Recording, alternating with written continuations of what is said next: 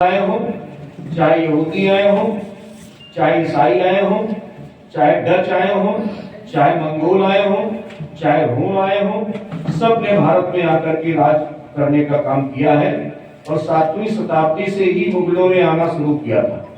परचम तो उनका 1192 में पृथ्वीराज चौहान की हत्या के बाद में उनका परचम आगे बढ़ा था, लेकिन 7वीं शताब्दी से आना शुरू हो गया था। उसका एक उदाहरण है, जैसे पृथ्वीराज चौहान के लड़के का नाम ताहर रख दिया गया था।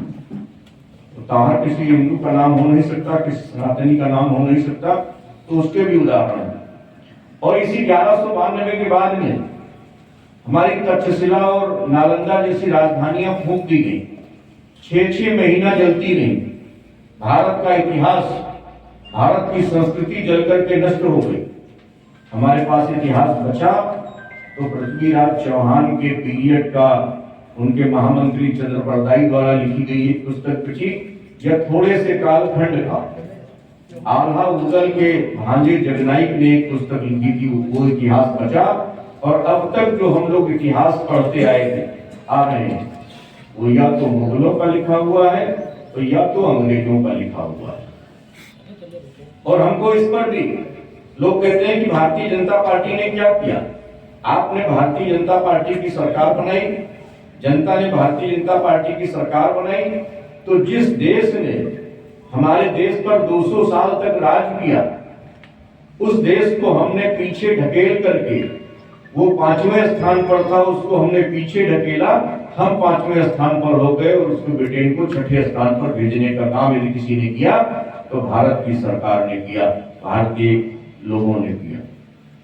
हमारी उपलब्धियां, हमने उत्तर प्रदेश को ले लीजिए तो सबसे ज्यादा हवाई अड्डा यदि कहीं है तो उत्तर प्रदेश में है।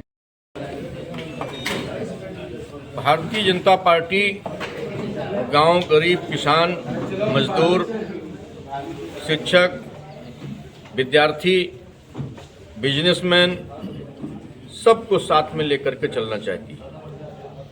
और सबको साथ में लेकर के चलने का हमारे सनातन काल में भी था कि न तो किसी की जात थी, न किसी का धर्म था। जो जैसा काम करता था उसी दृष्टि से देखा जाता था। आज हमारी भारतीय जनता पार्टी, और चाहे योगी जी हों चाहे मोदी जी हों, सब ने जातिवाद को खत्म करने का संकल्प लिया है। और मिशन उनकी दृष्टि में यह है, दृष्टि भी उनकी यही है, संकल्प भी उनका यही है, प्रण भी उनका यही है कि जब शताब्दी पूरी होगी तो 2047 तक हम अपने भारत को गौरवशाली भारत, विश्व गुरु भारत, विकसित भारत बनाने का हम काम करेंगे। और उसी उद्देश्य से, चाहे नभ में हो, चाहे धरा पर हो, चाहे पानी में हो, चाहे सीमाओं की रक्षा करने का काम हो, भारतीय जनता पार्टी की सरकार चहुमुखी विकास करने में लगी है। इसलिए जन जन तक उनकी सुविधाओं का लाभ पहुंच रहा है। एक एक जन मजबूत हो रहा है। गरीबी हटाओ के नारे तो बहुत दिन दिए गए, 65 साल तक कांग्रेस ने राज किया, लेकिन गरीबी नहीं हटी। लेकिन आज मैं दावे के साथ कह सकता हूं, मैं बिल्कुल नहीं कहता कि एक भी आदमी गरीब नहीं बचा है। गरीब हैं अभी, लेकिन गरीबों की संख्या बहुत कम हो चुकी है।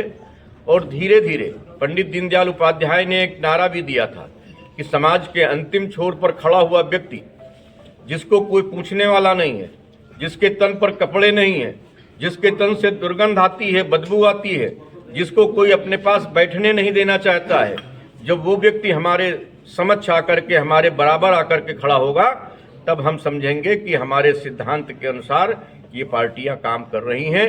आज उसी उद्देश्य के आधार पर, उसी दृष्टि से, उसी संकल्प के साथ भारत